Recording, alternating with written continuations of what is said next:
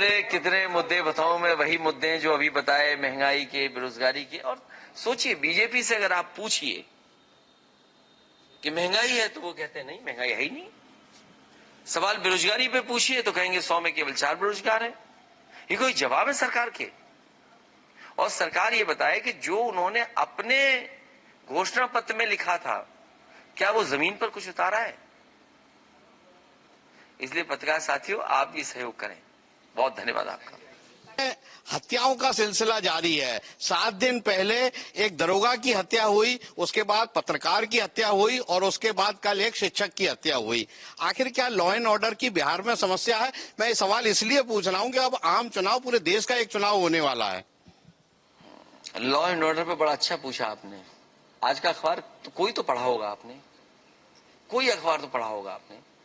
क्या वजह है कि आप कहते हो कि दुनिया का सबसे बड़ा चैनल है, लेकिन किसी हत्या के बारे में यूपी में हुई है उसके बारे में कोई चर्चा नहीं करते आप तो मुद्दा उठाएंगे ना? नहीं, मैं उठाऊं ना उठाऊं, लेकिन आपकी भी तो जिम्मेदारी बनती है। मैं उठाऊं नहीं उठाऊं, लेकिन आपकी क्या जिम्मेदारी बनती है? और जब से 112 हुआ, क्या पुलिस ने अपना दाम नहीं बढ़ा लिया? और यहीं पर सोचो किसकी हत्या हुई थी, इसी जिले में। आपने कितना अपने चैनल पे चलाया था? क्या ब्रेकिंग न्यूज चलाई थी? क्या किसी से इस तरह का सवाल पूछा था आपने कि बिहार में घटना हो गई, यहां तो पुलिस का कौन सा अधिकारी मारा गया था? दरोगा मारा गया था। दरोगा मारे गया, सोचो। और आप चुप रहे दरोगा मारने। सर, फुल डे खबर चली थी, पैकेज बन के चली थी और उसका सहयोगी ही उसका हत्यारा निकला था। उससे क्या, हत्या तो की ना किसी ने।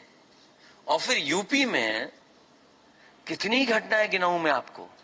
अगर आज ही की देख लें और अगर एनसीआरबी का आंकड़ा ही देख लें हम, तो सबसे ज्यादा कस्टोडियल डेथ अगर कहीं हो रही है तो यूपी में हो रही है। अभी 1-2 दिन पुरानी घटना जो हुई है, किस तरीके से हुई, सोचो, प्राइवेट पार्ट्स में। क्या आप कल्पना कर सकते हो आज के समय पर कि इस तरह की घटना हो जाए? नंबर 1 है यूपी कस्टोडियल डेथ में, और फेक इनकाउंटर में नंबर 1। वो तो मैंने आंकड़े पढ़े नहीं यहां पर शिविर में। कमाल की पुलिस है ये। और कितनी उंगली उठी है पुलिस के ऊपर।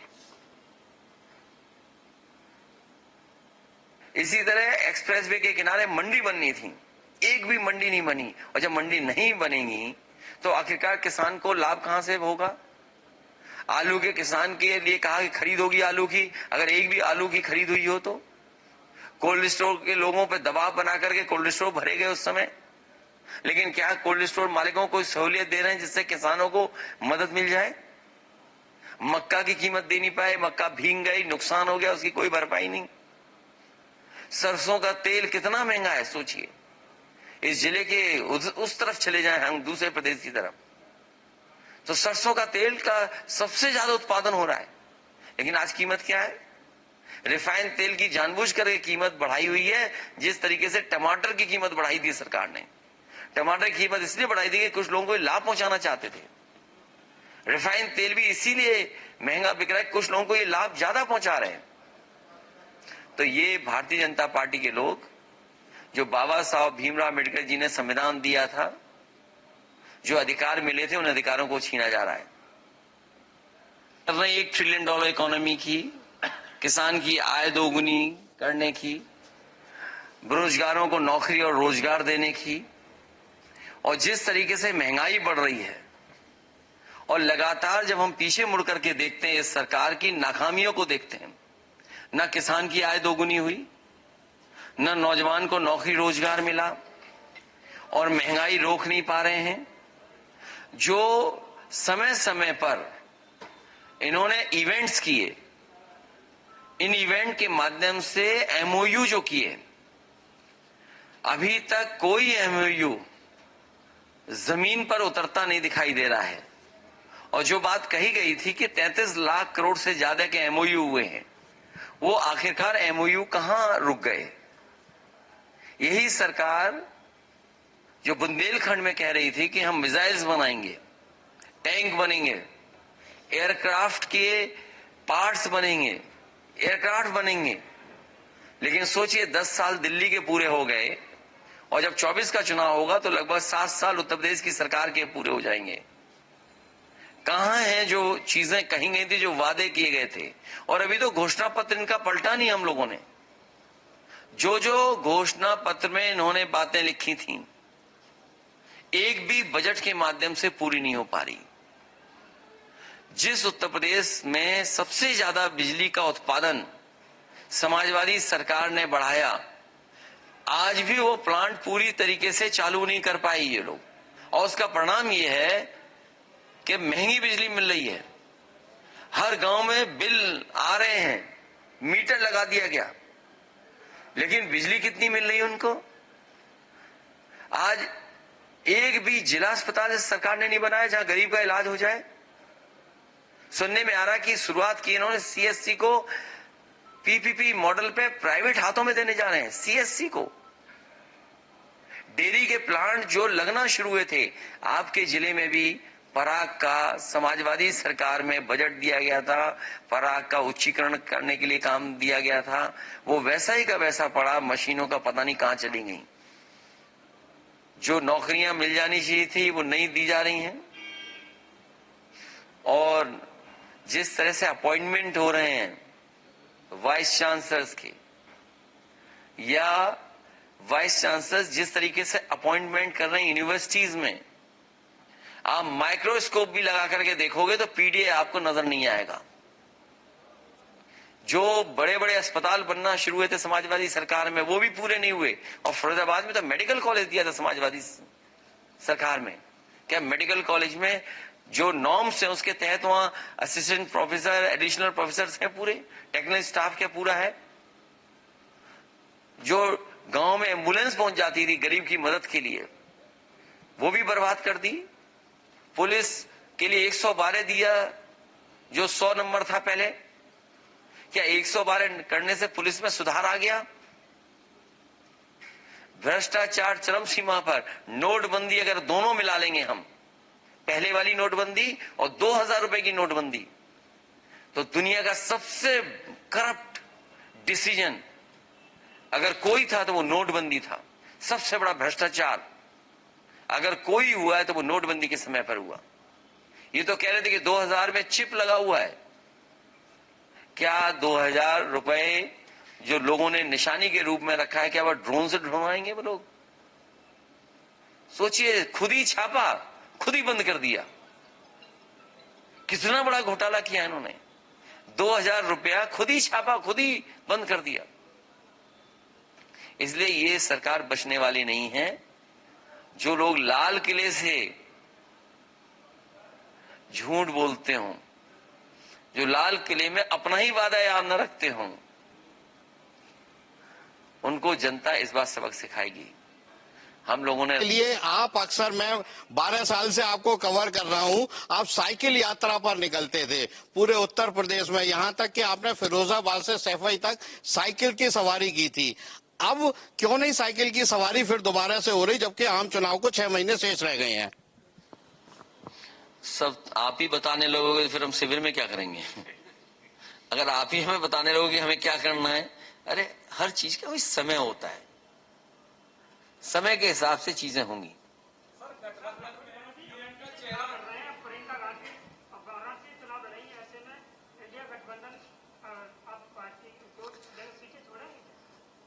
अभी गठबंधन और सीटों पे बात उतनी नहीं हुई जितनी आप बना रहे हो। जिस समय सीट पर बात होगी तो आपको जानकारी हो जाएगी कौन कहां से लड़ेगा। लेकिन मैं आपको कह करके जा रहा हूं, इंडिया गठबंधन पीडीए के साथ 80 की 80 सीटें भारतीय जनता पार्टी को हराने जा रहे हैं। सवाल और है, घोसी उपचुनाव में भारतीय जनता पार्टी के प्रत्याशी दारा सिंह पर अभी कुछ देर पहले काली स्याही उनके मुंह पर फेंकी गई है। बहुत दुखद घटना है कि किसी भी पॉलिटिकल लीडर के ऊपर इस तरह का व्यवहार कोई करे। आखिरकार भारतीय जनता पार्टी की इतनी बड़ी पुलिस की फौज क्या कर रही है? और आज के समय पर कोई इस तरह का व्यवहार करे, इंक फेंक जाए और पकड़ा ना जाए, उसकी जानकारी ना हो। कहीं ऐसा तो नहीं भारतीय जनता पार्टी दूसरे दल पे आरोप लगा रही हो? वो आरोप इसलिए लगा रही हो क्योंकि वहां की जनता जागरूक हो गई है, वहां की जनता भारतीय जनता पार्टी को इस बार सबक सिखाने के लिए तैयार है। क्या मध्य प्रदेश में समाजवादी पार्टी चुनाव लड़ेगी? अगर लड़ेगी तो किस गठबंधन से लड़ेगी? समाजवादी पार्टी पिछली बार चुनाव लड़ी थी, हमारे एक विधायक थे, कई जगह हम नंबर 2 पे थे। जिस समय कांग्रेस की सरकार बननी थी, सबसे पहले चिट्ठी लिख करके अगर कांग्रेस की सरकार बनाने के लिए किसी का समर्थन मिला था तो वो समाजवादी पार्टी का था। और जहां समाजवादी पार्टी का संगठन है, जहां समाजवादी पार्टी नंबर 1 पर और नंबर 2 पे रही है, वहां जरूर समाजवादी पार्टी चुनाव लड़ेगी। महाभारत पढ़ी है समय समय पर, आजकल जितनी प्लेटफॉर्म्स हैं उस पर जानकारी हासिल है। मां सीता का हरण हुआ, रावण खत्म हो गया। चीर हरण हुआ महाभारत में, कौरव खत्म हो गए। अगर मणिपुर में हमारी बहनें और बेटियों के साथ ये व्यवहार हुआ है तो आधी आबादी भारतीय जनता पार्टी को वोट देने नहीं जा रही है। इस बार दिल्ली से भी जाएंगे, यूपी से भी जाएंगे। 14 में आए थे, 24 में चले जाएंगे। क्या लगता है कि चुनाव में एमपी के चुनाव में कितना बड़ा फायदा मिल सकता है? क्या क्या 100 विधायक उत्तर प्रदेश से 100 विधायक मध्य प्रदेश में कैंपेनिंग के लिए गए हुए हैं। आशा ही है हुए हैं कि जैसी हार वहां होगी वैसी हार उनकी यहां भी होगी, तो हार देखने गए हैं।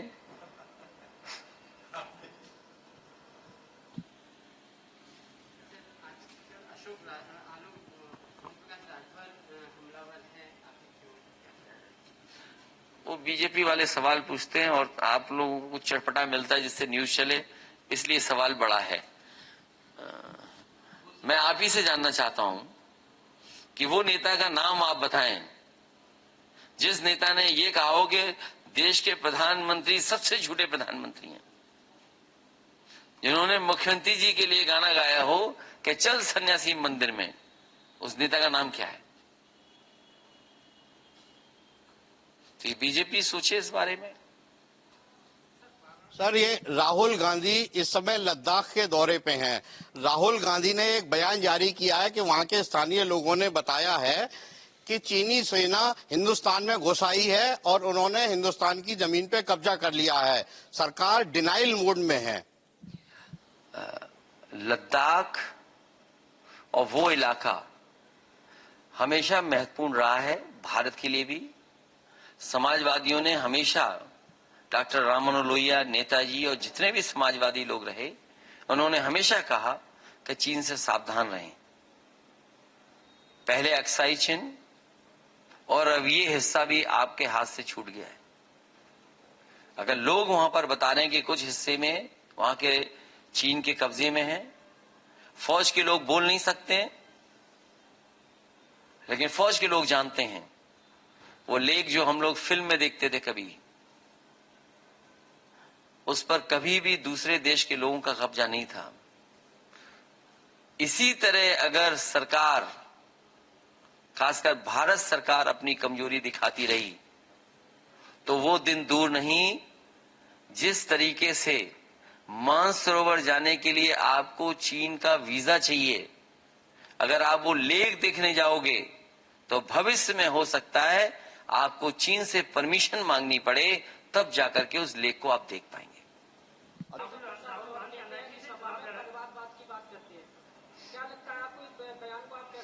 मेरे पत्रकार साथी, मैंने मुख्यमंत्री जी से पूछा था कि आपने सबसे पहले परिवारवाद शुरू किया, मुझसे पहले आप सांसद बन गए और न केवल सांसद बन गए बल्कि आपने मठ के सबसे बड़े अधिकारी भी बन गए आप। तो ये परिवारवाद नहीं है क्या? बीजेपी को अपना परिवारवाद नहीं दिखाई देता है। अपना परिवारवाद देखने के लिए कौन सी आंखें चाहिए उनको? ये मुद्दा कोई नहीं है। मुद्दा है महंगाई का, मुद्दा है बेरोजगारी का, जो आज बिजली नहीं आ रही, जो महंगी बिजली है, जो हाथों में काम नहीं, रोजगार। और खासकर फिरोजाबाद सोचिए आप, याद होगा समाजवादी सरकार में हम लोगों ने फैसला लिया था कि यहाँ पर ग्लास सिटी बनाएंगे, और ग्लास सिटी इसलिए बनाना चाहते थे क्योंकि यहाँ से जुड़े हुए मजदूर लाखों की संख्या में जो कारोबार करते हैं, जो हमारे आर्टिसंस हैं, जो हमारे कारीगर हैं, किस दयनीय, किस स्थिति में वो काम करते हैं, फर्नेस के सामने, कोयले की फर्नेस, गर्मी के सामने, उनको न जाने क्या क्या उनके फेफड़ों में चला जाता है। तो जो उनका जीवन स्तर होना चाहिए बेहतर, वो नहीं बन पाया, और बड़े संख्या में लोग बहुत गरीबी के हालात में रह रहे हैं। तो सोचिए, ग्लास सिटी के लिए हम लोग प्रयास कर रहे थे, नहीं बना पाए, लेकिन हम फिरोजाबाद के तमाम अपने गरीब मजदूरों को और खासकर कारीगरों को कह करके जा रहे हैं, जब भी समाजवादी सरकार बनेगी यहां पर ग्लास सिटी होगी, जिससे कि हमारे मजदूर भाइयों को सेफ्टी के साथ उन्हें काम करने का मौका मिले, और जो समय समय पर उनको प्रतिदिन मिलता है, शायद वो अपनी मेहनत का भी नहीं पा पाते। अखिलेश जी, नेताओं की कही हुई बात और किस तरीके से आने वाले समय में चुनौतियां हैं, वो बात अगर रखेंगे तो समाजवादी पार्टी से लोग जुड़ेंगे भी, और समाजवादी पार्टी की बूथ स्तर पर बड़ी ताकत बनकर के आएगी। ये लोकसभा वो है जो समाजवादियों का गढ़ माना गया है। मेरी तरफ जो बाएं बैठे हैं वो भी यहां से सांसद रहे हैं, मैं भी सांसद रहा हूं, अक्षय भी सांसद रहे हैं, और जब 24 में रिजल्ट आएगा तो समाजवादी पार्टी का ही सांसद होगा।